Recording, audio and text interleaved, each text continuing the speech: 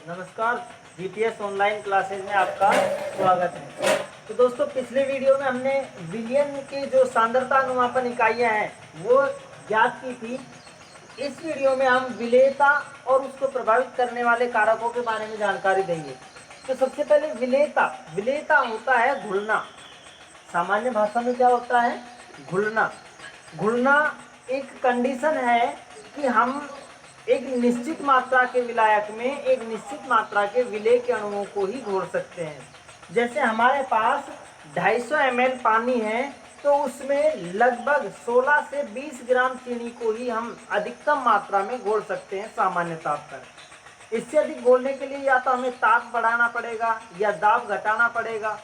तो इस कंडीशन में हमें ताप दाब को नियत रखना है। तो हमारे पास परिभाषा में क्या आ जाएगा कि भाई नियत ताप दाब। पहली तो क्या कंडीशन आ गई? नियत ताप दाब। ठीक है, एनटीपी। नियत ताप दाब क्या होता है? एनटीपी। तो एनटीपी पर एक नियत मात्रा के विलायक, जो एकांक मात्रा का विलायक होगा कि भाई एक निश्चित मात्रा का। ये थोड़ी है कि हमने अभी 250 ml लिया, उसको बढ़ाकर 300 ml कर दिया, 400 ml कर दिया। तो ऐसा कुछ नहीं करना है। पहले हमें कंडीशन जो है वो नियत रखनी है, और नियत कंडीशन में हमें विलायक के अणुओं को अधिकतम मात्रा में घोलना है कि अधिकतम इतनी मात्रा में इससे सामान्य रूप से घोला जा सकता है। उसके बाद और अधिक मात्रा यदि विलेय की डालेंगे तो विलयन अति संतृप्त हो जाएगा। जो हमने विलयन के प्रकार पढ़े थे विलेयता के आधार पर कि भाई संतृप्त होता है, असंतृप्त होता है और अति संतृप्त होता है। तो संतृप्त प्रकार का विलयन को ही विलेयता में हमें रखना है, अति संतृप्त या असंतृप्त कंडीशन नहीं रखनी है। तो देखिए इसमें क्या हो जाएगा हमारे विलेयता के लिए कि एनटीपी पर मतलब नेचुरल टेम्परेचर एंड प्रेशर, सामान्य ताप दाब पर, मतलब जब हम ताप दाब को बढ़ाएं और घटाएं नहीं, सामान्य अवस्था का रहे जो हमारी प्रकृति का है। ठीक है, वो नेचुरल टेम्परेचर एंड प्रेशर पर एक नियत मात्रा या एकांक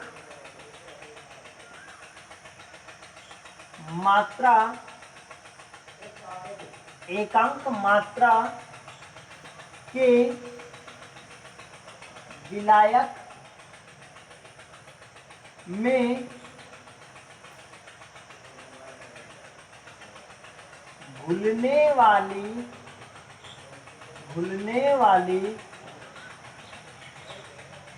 विलेय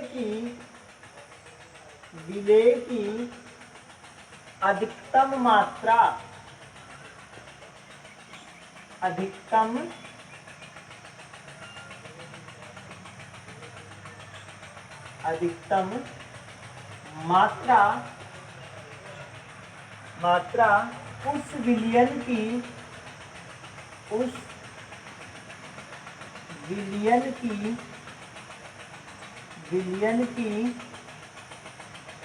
उस विलयन की विलेयता कहलाती है।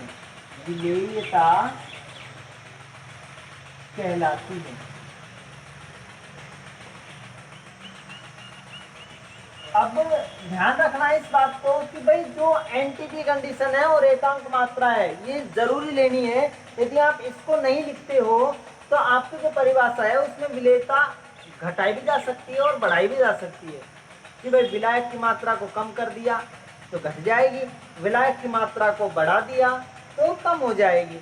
इसी तरीके से ताप को कम कर दिया तो जो विलेयता है वो घट जाएगी, और यदि ताप को बढ़ा दिया जाए तो विलेयता क्या हो जाएगी? बढ़ जाएगी। ठीक है, तो यहाँ पर आगे हम देखते हैं इसका जो एग्जाम्पल के रूप में कि भाई एग्जाम्पल संतृप्त विलयन का बनना। संतृप्त विलयन का बनना। भाई संतृप्त विलयन तभी बनता है जितनी उसकी विलेयता होती है, जितनी विलायक की विलेयता होती है वो संतृप्त विलयन बनाती है। अब हम इस परिभाषा के आधार पर एक क्लू पर पहुंचे हैं कि अर्थात हम ऐसा कह सकते हैं कि विलायक के द्वारा विलेय के अणुओं को घोलने की क्षमता एनटीपी पर कि भैया क्या लिख देंगे इसमें हम, अर्थात एनटीपी पर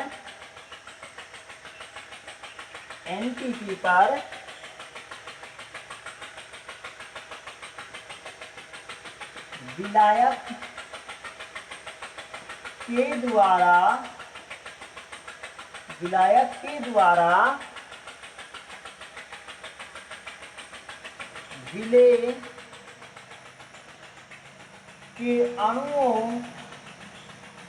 द्वारा विलेय के अणुओं को घोलने की क्षमता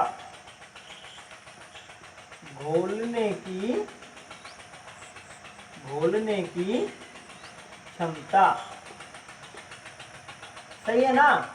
ये हो जाएगी आपके विलेयता। क्या हो जाएगी भैया? विलेयता। देखिए ऊपर हमने परिभाषा ली है, एनटीपी पर एकांक मात्रा के विलायक में घुलने वाली विलेय के अणुओं की अधिकतम मात्रा को हम उस विलयन की विलेयता या उस विलायक की विलेयता कहते हैं। जैसे संतृप्त विलयन का बनना, संतृप्त विलयन एनटीपी पर नियत मात्रा में घोले गए विलेय के अणुओं की संख्या को कहते हैं। संतृप्त विलयन कैसे बना?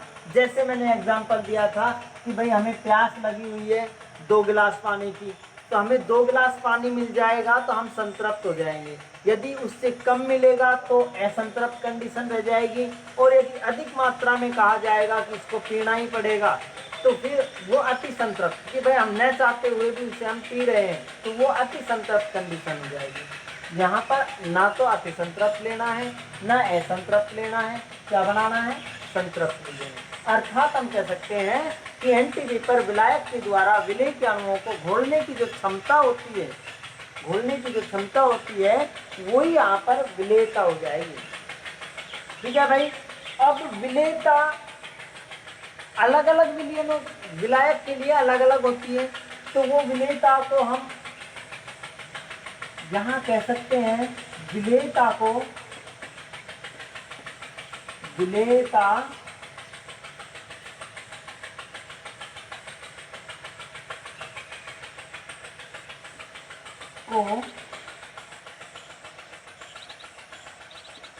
इकाई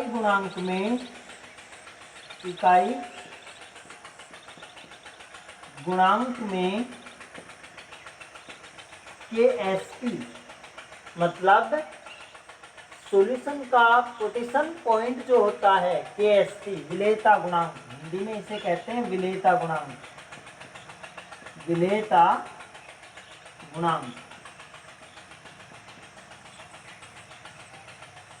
विलेयता को इकाई गुणांक में विलेयता गुणांक KSP के रूप में प्रदर्शित किया जाता है या लिखा जाता है।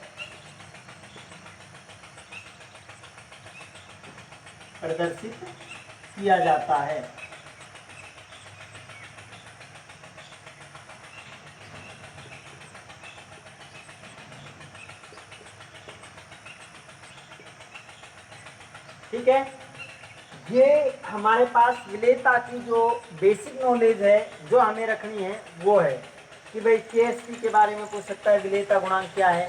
तो विलेयता गुणांक क्या है? किसी विलायक के द्वारा विलेय के अणुओं को घोलने की क्षमता। क्या है?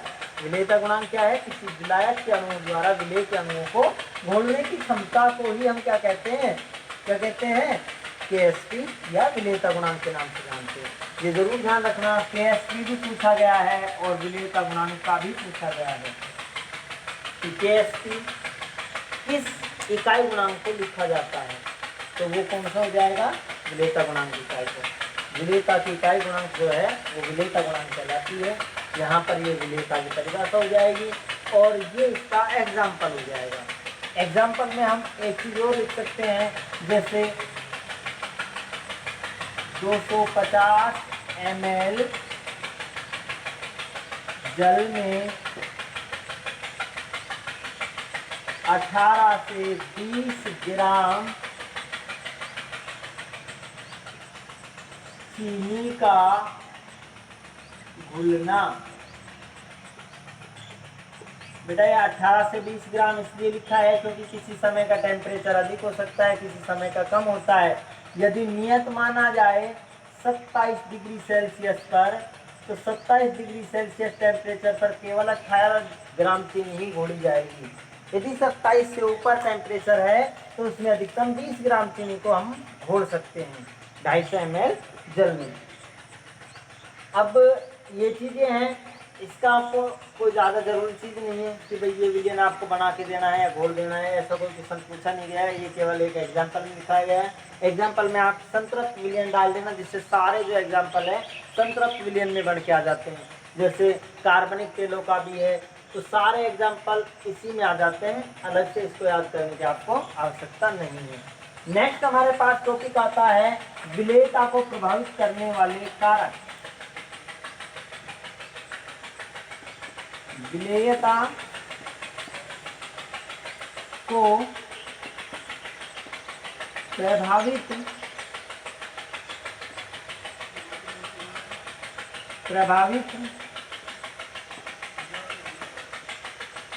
करने वाले कारक, factor of solubility. Factors of solubility, विलेयता को प्रभावित करने वाले कारक। ठीक है, यहाँ पर विलेयता को प्रभावित करने वाले कारक हमें ज़्यादा याद नहीं करने हैं, केवल 2 या 3 पूछे जाते हैं, इसलिए अपन 4 या 5 ही लिखेंगे। वैसे तो बहुत सारे होते हैं, हम प्रत्येक चीज़ को इसके कारकों में गिना सकते हैं। जैसे ताप हो गया, दाब हो गया, सांद्रता हो गया, अणुओं की प्रकृति हो गई, अणुओं का आकार हो गया, ये तो मुख्य हैं 5। तो उसके बाद भी हम आगे बढ़ा सकते हैं, जैसे क्वथनांक उन्नयन करना, विलेय के साथ किसी अशुद्धि का मिलना, इनको भी हम इसमें ले सकते हैं। लेकिन हमें इतना ज़्यादा नहीं करना, केवल 2 पूछता है क्वेश्चन में कि भाई क्वेश्चन जो बनेगा विलेयता को प्रभावित करने वाले कोई 2 कारकों को लिखिए, 2 से अधिक कभी भी नहीं पूछेगा, ये ध्यान रखना। ठीक है, तो इसीलिए आपको विलेयता को प्रभावित करने वाले कारकों को पहले जान लेना है कि विलेयता को प्रभावित करने वाले कारक कौन कौन से होते हैं। तो वो मैं आपको यहाँ लिखा देता हूँ। पहला कारक जो इसका होता है वो होता है ताप, टेम्परेचर, जो मैं प्रत्येक सांद्रता इकाई में लिखवाता हुआ आया हूँ कि ताप किस तरीके से प्रभावित करता है प्रत्येक सांद्रता इकाई को। पहला हो जाएगा ताप, दूसरा आपके हो जाएगा दाब, मुख्य है ये। तीसरा हो जाएगा आपके विलायक की प्रकृति, आपकी बुक में ये विलायक की प्रकृति जो है, विलायक और विलेय दोनों की प्रकृति के बारे में दे रखा है, हमें एक लिख देनी है, ज़्यादा जरूरी बात नहीं है। तो राउल्ट ने केवल विलायक की प्रकृति से ही यहाँ पे इसको समझाया था, इसलिए अपन विलायक की प्रकृति से लेंगे। बुक में आपको विलायक व विलेय की प्रकृति से दे रखा है। ठीक है, चौथा आपको ज्ञात कर लेना है, चौथा आपको जांच लेना है, याद करना है क्या, विलेय या विलायक। आप विलेय से लीजिए क्योंकि राउल्ट ने विलेय से ही समझाया है। तो विलेय के कणों का आकार,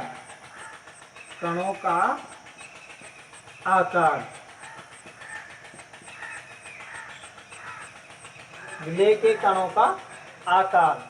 नेक्स्ट आप 5वां इसमें लिख सकते हो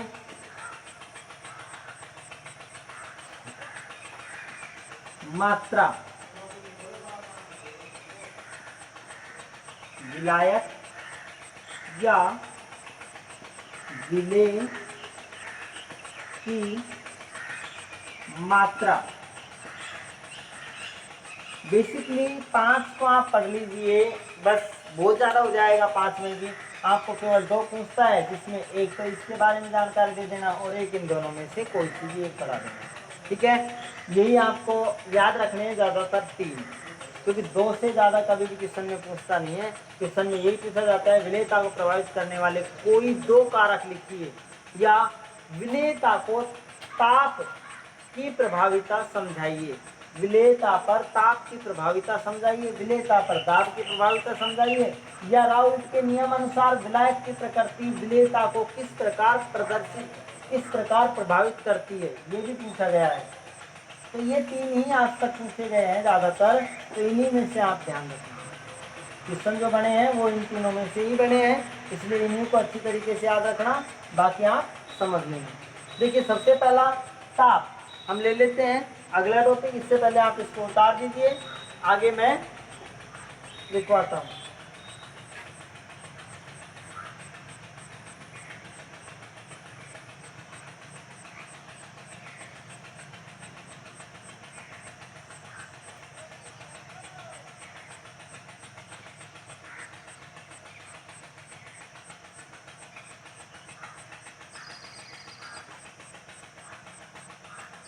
विलेयता को प्रभावित करने वाले कारकों में सबसे पहला कारक हो जाएगा ताप।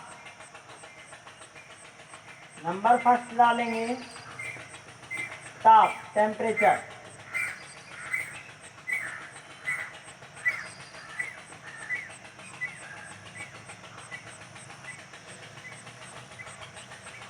देखिए भाई ताप, सामान्य सा एग्जांपल दूंगा और उसी के हिसाब से परिभाषा। जैसे हमने देखा है कि चीनी का जल में घुलना, कि भाई ठंडे पानी में चीनी जो है वो बहुत कम मात्रा में घुलती है, लेकिन वहीं यदि उस पानी को हम गर्म कर देते हैं तो गर्म पानी में चीनी की मात्रा अधिक घुलने लगती है। जितना अधिक ताप देंगे उतना अधिक चीनी की मात्रा पानी में घुल सकती है, वो अति संतृप्त बन सकता है विलयन। तो यही है कि जब हम किसी विलायक का ताप बढ़ाते हैं तो ताप बढ़ाने पर घुले हुए विलेय के अणु टूटने लगते हैं, आयनों में बदलने लगते हैं, क्योंकि जब हम ताप देंगे तो वो ऊर्जा लेंगे। ताप जो है विलेय के अणुओं में ऊर्जा उत्पन्न करता है, और वो ऊर्जा बंधन एंथैल्पी के बराबर आते ही विलेय के अणुओं में बनने वाले जो रासायनिक बंध हैं वो टूटने लगते हैं, और जब वो टूटने लगते हैं तो टूटने के पश्चात आयन बना लेते हैं, और आयन विलयन में तेजी से घुलने लगते हैं। इसलिए जब घुलने लगेंगे तो विलेयता का मान क्या हो जाएगा, बढ़ जाएगा। इसलिए एक चीज याद रखना इसमें आप, कि भाई टेम्परेचर अप हुआ, टेम्परेचर यदि बढ़ाया तो सोल्यूबिलिटी KST का मान क्या हो जाएगा, बढ़ जाएगा। क्यों बढ़ जाएगा वो मैंने अभी आपको बताया। टेम्परेचर बढ़ाने पर विलेय के अणुओं की ऊर्जा बढ़ जाती है, ऊर्जा बढ़ने से आयन विघटन दर भी बढ़ जाती है, या फिर आयन विनिमय दर बढ़ जाती है। आयन विनिमय मतलब आयनों का तेजी से फैलना, टूटना, आयन विनिमय दर बढ़ जाती है, और आयन विनिमय दर बढ़ने से विलेयता मतलब KST गुणांक जो है वो क्या हो जाएगा, बढ़ जाएगा। तो दो चीजें आपके हिंट में हो गई है, हिंट याद रखना, उसी से परिभाषा आपको बनानी है, ठीक है। हिंट हमारे पास क्या हुआ, टेम्परेचर बढ़ेगा तो KST भी क्या हो जाएगी, बढ़ जाएगी। इसी के आधार पर हम विलेयता को प्रभावित करने वाले पहले कारक को परिभाषित करते हैं कि ताप किस प्रकार प्रभावित करता है। तो हम लिखेंगे यहाँ पर, जब किसी विलायक का ताप बढ़ाया जाता है, जब किसी विलायक का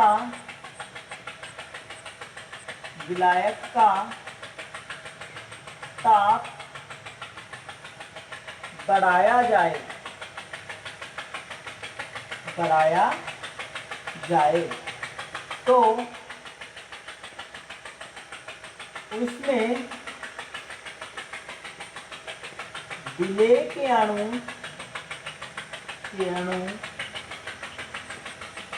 घोलने पर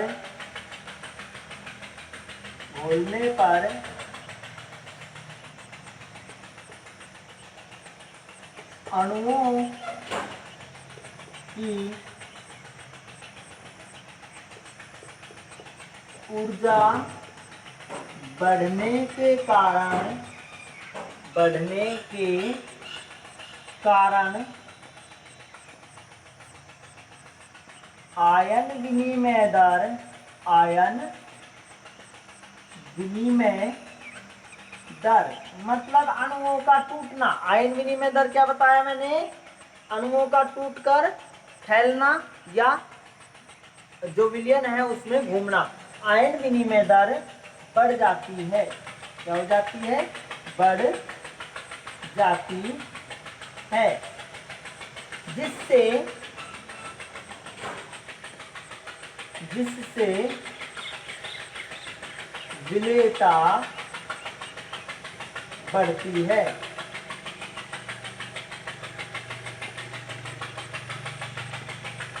ठीक है भाई, आप कह सकते हो temperature is equal to KST या विलेयता। भाई साहब ये बटे का चिन्ह नहीं है, विलेयता का चिन्ह है। ठीक है, या का चिन्ह है, केएसटी लिख सकते हैं या विलेयता लिख सकते हैं, चाहे आप इसको अलग अलग लिख लेना। Temperature is equal to विलेयता।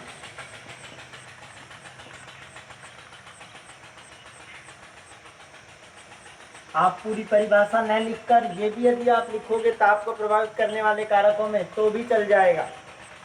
ठीक है, तो यहाँ पर इस तरीके से पहला प्रभावित करने वाला कारक हमारा कौन होता है? सेकंड हम लिखते हैं दाब। क्या लिखते हैं बेटा? दाब। तो सेकंड प्रभावित करने वाला कारक हमारे पास हो जाएगा दाब। दूसरा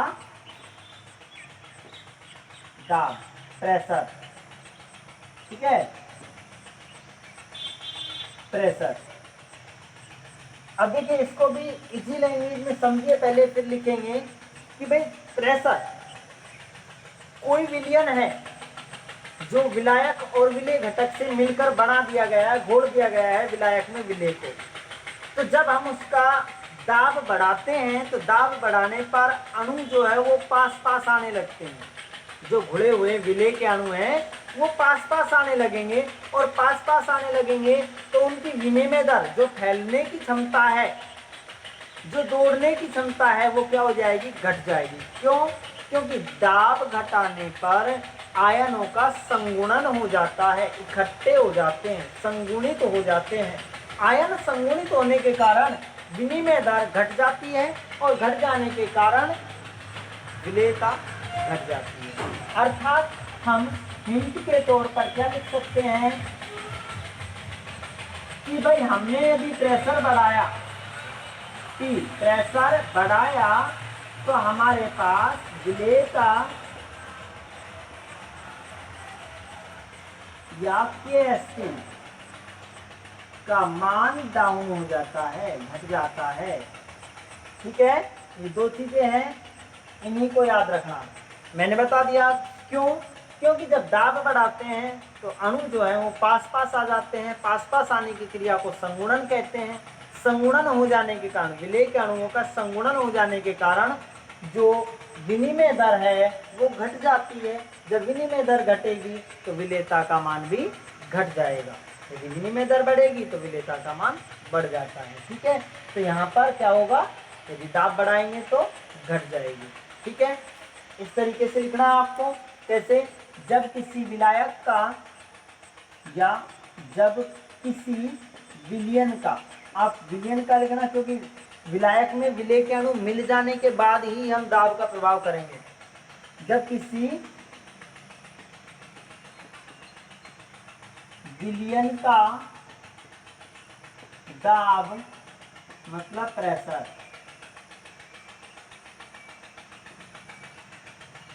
दाब बढ़ाया जाए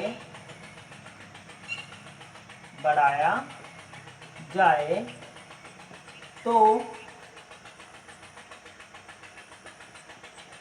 विलेय के अणुओं का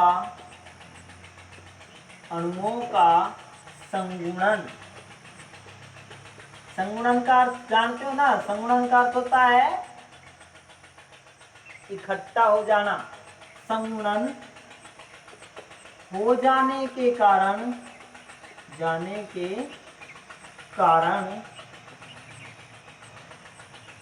संगुणन हो जाने के कारण संगुणन हो जाने के कारण आयन विनिमय दर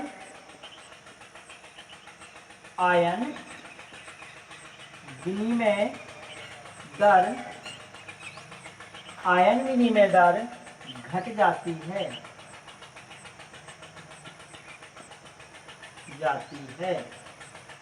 घट जाती है। तो विलेयता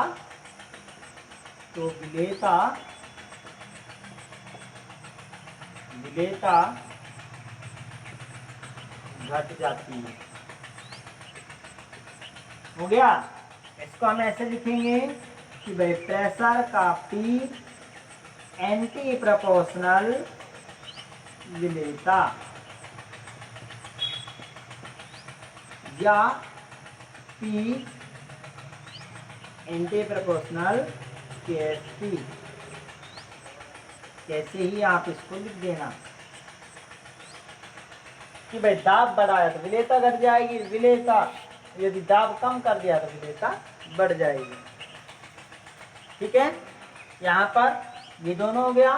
नेक्स्ट हमारे पास तीसरा आता है क्या, विलायक की प्रकृति। तीसरा है ना, तो उतार लीजिए। इसलिए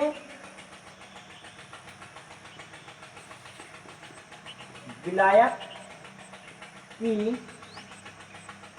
प्रकृति।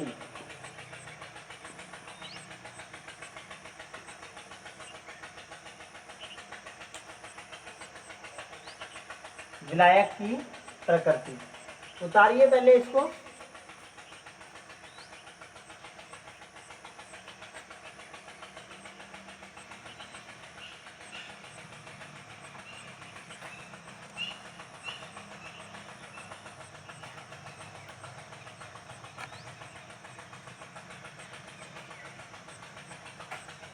हाँ जी, विलायक की प्रकृति।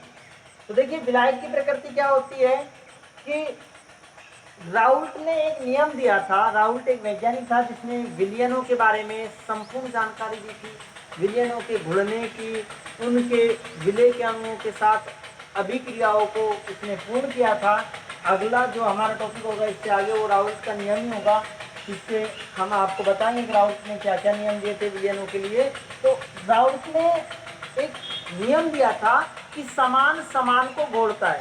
ये थोड़ी है कि किसी भी चीज़ में किसी भी चीज़ को हम घोल सकते हैं कि पानी में हमने तेल की जो कण है वो डाल दिए तो वो भी घुल जाएंगे, ऐसा नहीं होता है। एक निश्चित विलायक में निश्चित विलेय के अणु ही घोले जा सकते हैं। इसलिए राउल्ट ने कहा था कि समान प्रकृति के विलायक अणु उसी प्रकृति के विलेय के अणुओं को घोल सकते हैं। अब प्रकृति क्या होती है? प्रकृति दो प्रकार की होती है, या तो ध्रुवीय या अध्रुवीय। ध्रुवीय मतलब डाइपोल्स का बनना, ध्रुवीय मतलब डाइपोल, ध्रुव मतलब डाइपोल्स होते हैं जो द्विध्रुव पोल्स जो इलेक्ट्रोड्स बनते हैं उनके बारे में, कि वे विलायक जो दो अलग अलग आयनों में टूट सकते हो वो केवल उसी विलायक में घुलेंगे जो आयनिक प्रकृति का हो। जैसे जल में दो आयन बन जाते हैं, एक H+ एक OH-, तो दो डाइपोल बन गए, द्विध्रुव है। अब प्रकृति इसमें कौन घुलेगा? जैसे नमक क्या है? NaCl है, तो एक Cl- अणु Na+ अणु, तो इसमें भी डाइपोल बन रहे। यही नियम दिया था राउल्ट ने कहा था कि किसी भी विलायक में समान प्रकृति के विलेय के अणु ही घोले जा सकते हैं। उसी नियम को आगे बढ़ाते हुए यहाँ पर विलायक की प्रकृति को लिया गया है, और यहाँ हिंट में लिख लेंगे समान समान को घोलता है। समान को ही घोलता है। ये हिंट याद रखना आपके इसके लिए कि वे समान को ही घोल सकता है, बाकी किसी और को नहीं, असमान को नहीं। ठीक है, तो यहाँ ध्यान दीजिए, समान को घोलता है। इस हिंट को लेकर हम यहाँ लिख देंगे कि राउल्ट के अनुसार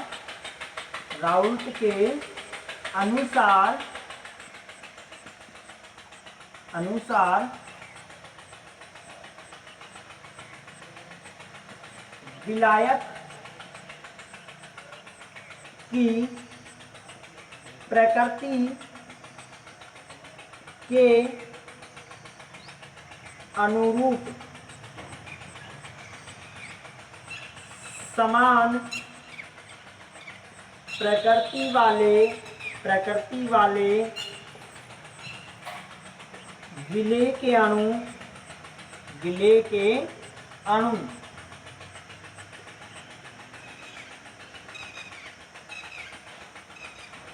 विलायक में घोले जा सकते हैं।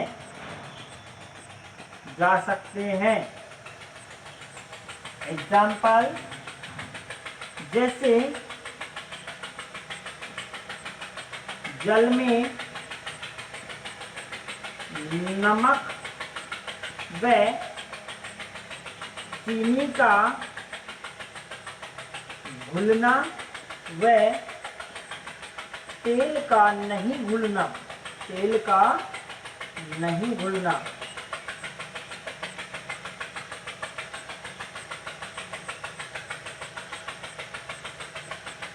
बेटा ध्यान रखना इसको कि भाई जल में नमक और चीनी ही घुल सकते, क्योंकि जल की प्रकृति द्विध्रुवीय है और नमक व चीनी की प्रकृति भी ध्रुवीय प्रकार की है, इसलिए ये दोनों तो घोले जा सकते हैं। लेकिन जो तेल होता है उसमें वसा होती है और वसा जो है अध्रुवीय कण है। वसा क्या है? अध्रुवीय कण है, इसीलिए ये नहीं घोले जा सकते। ठीक है, तो यहाँ पर राउल्ट के नियम अनुसार समान प्रकृति के जो विलेय के कण हैं वही किसी समान प्रकृति के विलायक में घोले जा सकते हैं। ये विलायक की प्रकृति हो गई। ये मुख्य 3 जो विलेयता को प्रभावित करने वाले कारक हैं, इनके बारे में हमने बताया है। आज की वीडियो में इतना ही। अगले वीडियो में हम इनसे संबंधित जो राउल्ट के नियम हैं तथा हेनरी के नियम है, दोनों नियमों को अगले वीडियो में हम समझाएंगे। यदि वीडियो में कोई प्रॉब्लम है तो आप कमेंट बॉक्स में जाकर उसे ज़रूर लिखिए, तथा यहाँ से आगे बनने वाले क्वेश्चनों को हम जो राउल्ट व हेनरी का नियम हो जाएगा उसके बाद अगले वीडियो में शेयर करेंगे। धन्यवाद। यदि वीडियो अच्छा लगा हो तो आप लाइक कीजिए।